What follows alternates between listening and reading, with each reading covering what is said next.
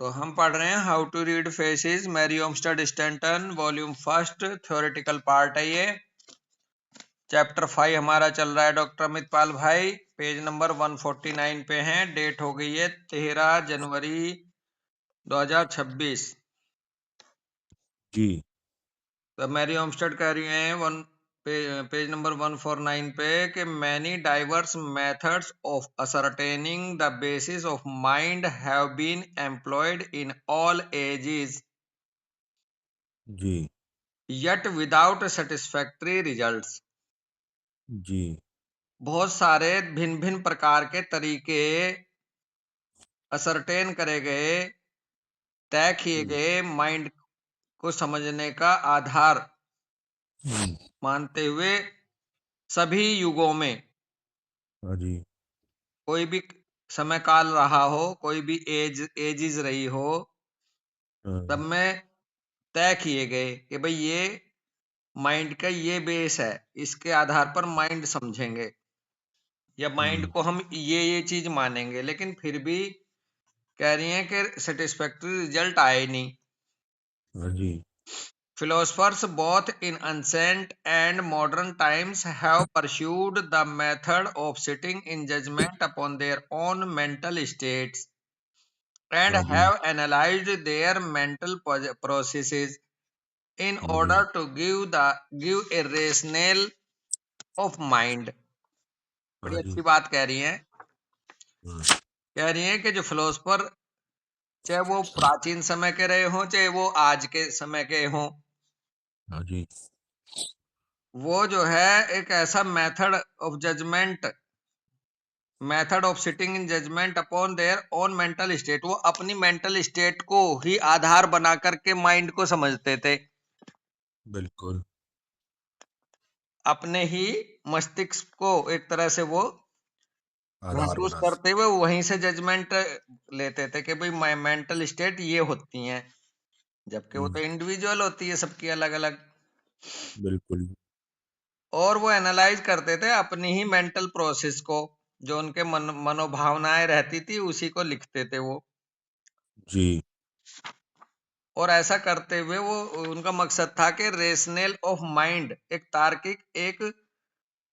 तार्किक मेथड या तर्क तर्क वो बनाते थे, तर्क देते थे अपने मेंटल प्रोसेस को एनालाइज करते हुए। हम्म, अब इसका भाव वहां ले सकते हो, स्वामी प्रेमानंद महाराज जी जैसे बोलते हैं, तो हमारे जितने भी वो रहे हैं ना संत महात्मा, चाहे तुलसीदास जी, सूरदास जी, हाँ जी या जिन्होंने लिटरेचर लिखा सनातन धर्म हाँ जी में भक्ति भाव का, तो उन्होंने वो लिखा जो उनके मनोभाव में आया, हम्म उन्होंने जो महसूस किया, उन्होंने उन्हीं के अपनी अपनी लिटरेचर लिखा। जब प्रेमन महाराज भी बोलते हैं कि उन्होंने गीता वाटिका भाई जी हम्म, महाराज ने जो लिखा महसूस करते हुए, जी तो वो उनके अपने मेंटल प्रोसेस को उन्होंने उतारा।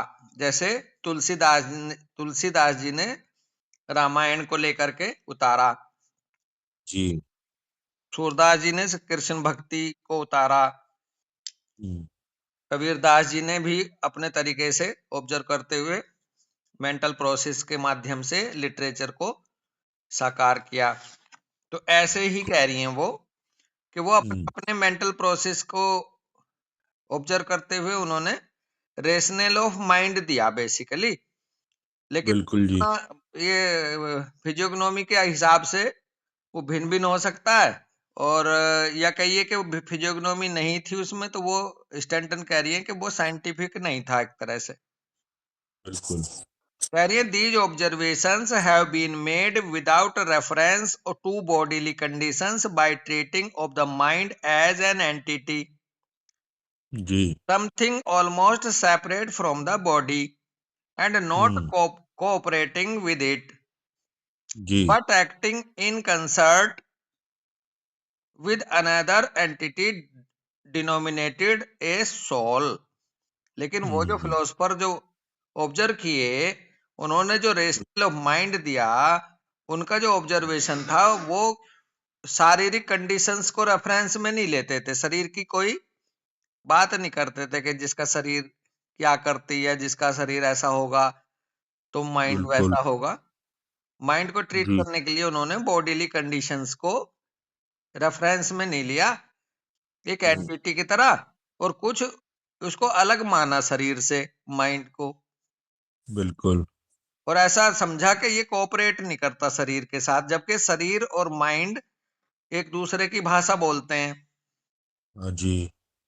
और इस तरह से उन्होंने उस जो दूसरी फैकल्टी है जो अलग मानी, वो मानी कि भाई आत्मा अलग है, शरीर अलग है, बिल्कुल और वो जी। आत्मा की तरफ को ज्यादा डिनोमिनेशन में चले गए, हाँ और जी। वो मेल खाती है उससे, और उससे सामंजस्य स्थापित करा सोल से बस।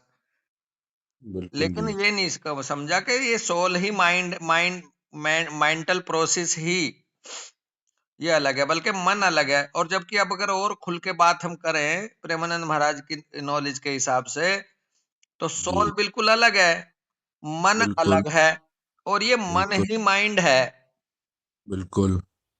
तो मन और सोल का कोई लेना देना नहीं है। मन जीव भाव है, और सोल जो है वो निष्भाव है, उसमें कोई भाव नहीं जुड़ा। सोल जो है वो चित्त है, चित्त। चित्त, हाँ चित्त, बल्कि चित्त भी, आप कहो ना, चित्त भी मन का ही हिस्सा है। हाँ जी। मन बुद्धि चित्त अहंकार ये जीव भाव है, और हाँ सोल जी। इनसे भी परे है। हाँ पर जी। सोल में चित्त जुड़ जाएगा, बुद्धि जुड़ जाएगी, मन तो ये जुड़ जीव जाएगा, होते हैं। अहंकार अहम जुड़ जाएगा, तो जीव भाव में आ जाएगी।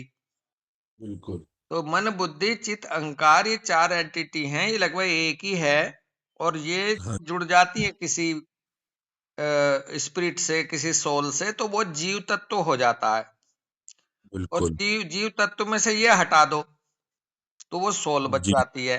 ऐसा कुछ है भाव। बिल्कुल।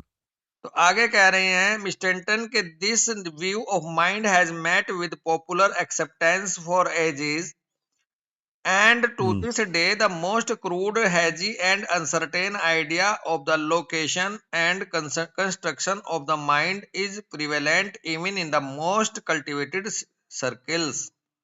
जी। और ये जो पुराना जो आज आइडिया था फिलोसफर्स का, स्टेंटन कह जी। रही है माइंड का ये नजरिया, माइंड के प्रति ये नजरिया लोगों का बड़ा पॉपुलरली एक्सेप्टेंस में रहा हर हम्म। एक युग में, आत्मा हाँ जी। परमात्मा शरीर करके। जी। और आज भी बहुत ज्यादा क्रूड, हैजी, अनसर्टेन आइडिया के रूप में लोकेशन एंड कंस्ट्रक्शन की माइंड को लेकर के आज भी प्रिवेलेंट है ये मोस्ट कल्टीवेटेड सर्कल्स में भी। आज भी बाहर नहीं आई है सोसाइटी, भाव ये है स्टैंटन का, बिल्कुल। आत्मा वाले भाव से। बिल्कुल। So vague and indistinct is the understanding in regard to mind that for 2000 years the words soul and mind have been used synonymously। जी। अब इतना स्पष्ट आइडिया और इंडिस्टिंक्ट आइडिया अंडरस्टैंडिंग होना, हम्म। और एक तरह से माइंड को और सोल को अलग ना कर पाना, हम्म। गलत अंडरस्टैंडिंग के साथ, स्पष्ट अंडरस्टैंडिंग के साथ, माइंड को हम्म। 2000 सालों से सोल और माइंड को सिनोनिमसली यूज कर रहे हैं लोग, जबकि हैं बिल, दोनों बिल्कुल अलग। बिल्कुल। स्पष्टता है नहीं माइंड और सोल के में क्या अंतर है, तो इसलिए सिनोनिम मान लिया गया। बिल्कुल। जैसे मानते हैं ना हम, सिनोनिम ढूंढते हैं गूगल पे जाके कि भाई पानी का सिनोनिम क्या है, जलज है, बिल्कुल। अंबु है नहीं, नीर हम्म। है। ऐसे ही बिल, उसका ही एक सिनोनिमस मान लिया माइंड को सोल का, जबकि बिल्कुल। स्पष्ट रूप से दोनों अलग हैं भाई। बिल्कुल। कह रहे हैं a reference to the literature of the past will show that this nomenclature was popularly among all classes of writers। जी। और जो लिटरेचर है पास्ट का, उसमें दिखाई देता है कि नोमेनक्लेचर जो है बहुत ही पॉपुलर रहा सभी क्लास ऑफ राइटर्स ने, किसी भी क्लास के लेखक रहे हो, उन्होंने माइंड एंड सोल को सिनोनिमस माना एक तरह से। Since the wonderful invention of mechanical instruments which the last century has witnessed, the instrumentality is essential to experiment in all departments of study have been increased. अब बड़ा अद्भुत invention जब हुई मैकेनिकल इंस्ट्रूमेंट्स की, जब दुनिया आगे बढ़ी बॉडी के अंदर और ज्यादा एक तरह से इंस्ट्रूमेंटेशन के माध्यम से और जांचा, तो लास्ट सेंचुरी इस बात की गवाह है कि जो जी इंस्ट्रूमेंटलिटीज है essential to experiment in all departments, जो साइंस का कोई भी डिपार्टमेंट रहा हो, स्टडी का कोई भी डिपार्टमेंट रहा हो, उनमें इंस्ट्रूमेंटलिटीज एसेंशियल टू एक्सपेरिमेंट जो है जुड़ती गई हैं, मतलब डेवलप हुआ है हर एक डिपार्टमेंट, चाहे वो बायोलॉजी हो, चाहे मैथमेटिक्स हो, चाहे केमिस्ट्री हो, वो दुनिया आगे ही बढ़ रही है ना भाई। बिल्कुल जी बिल्कुल। तो जब ये हर डिपार्टमेंट में स्टडी को लेकर के इंस्ट्रूमेंटलिटीज बढ़ी, तो फिर आगे बढ़ के कह रहे हैं hence it is that men have been enabled to commence anew and with improved implements the investigation of mind on the more scientific basis than that formerly employed by the old time philosophers. और चूंकि जी science में आगे इंस्ट्रूमेंटलिटी बढ़ती गई, इसमें और ज्यादा मजबूती आई इन्वेंशन की, तो कह रहे हैं कि फिर आगे चल के इंसान अब इतना काबिल हुआ कि वो नए तरीके से शुरुआत कर रहा है, इम्प्रूव्ड इम्प्लीमेंटेशन के साथ इन्वेस्टिगेट करते हुए माइंड को, और ज्यादा साइंटिफिक आधार के साथ, जो कि पुराने समय के फिलोसफर्स मानते थे, उनसे आगे आगे बढ़ के सोच समझ रहा अब, बिल्कुल। क्योंकि अब इन्वेंशन हो रही है नई नई। कहने experiment has been followed by demonstration until now the best anatomists and physicians dash लगा कह रहे especially those having charge of the insane, the feeble minded, the defective and criminal classes, फिर डैश लगा रहे हैं, कह रहे have become more enlightened on the subject of mind and its sources and seats.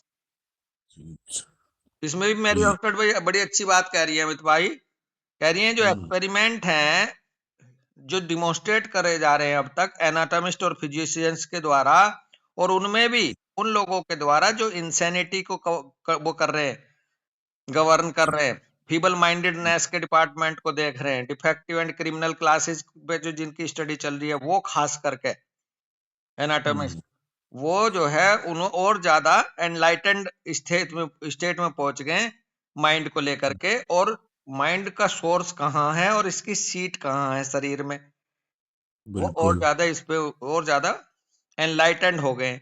There experience has lead them to take a more comprehensive and practical view of mind and जी one less imaginary and sentimental than those promulgated by ancient faith and philosophers।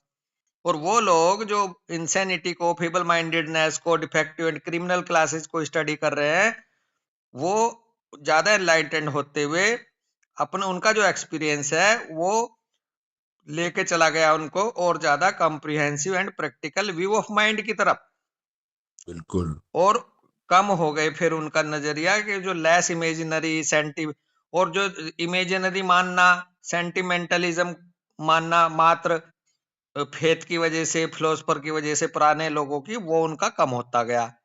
तो आज अगर बिल्कुल एक psychiatrist से बात करो, तो वो कई जी। चीजों को बिल्कुल अलग तरीके से समझाएगा, जो पुराने लोग पुराने जमाने में ये कहते थे ना भूत आ गया इसके सिर पे, हाँ जी हाँ जी। आज वो बता देंगे कि इसके ब्लड में फला पर्टिकुलर न्यूरोट्रांसमीटर ज्यादा हो रहा है जिसकी वजह से ये हरकत कर रहा।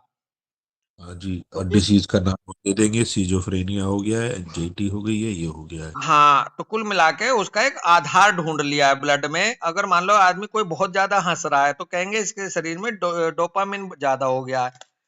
बिल्कुल। तो पहले कहेंगे कि हंस रहा है तो इस पे कोई आत्मा आ गई। हाँ जी कोई रोए रोए जा रहा है, कोई उल्टी सीधी बात कर रहा है, तो उसको कहेंगे कि इसके ऊपर ना साया आ गया, पहले ऐसे बोलते थे। हाँ जी। जबकि अब जो है बायोलॉजी के हिसाब से, साइंटिफिक उसके हिसाब से उसमें बता देंगे कि ये ऐसी हरकत इसलिए कर रहा, जी डुअल पर्सनैलिटी इसलिए हो गई।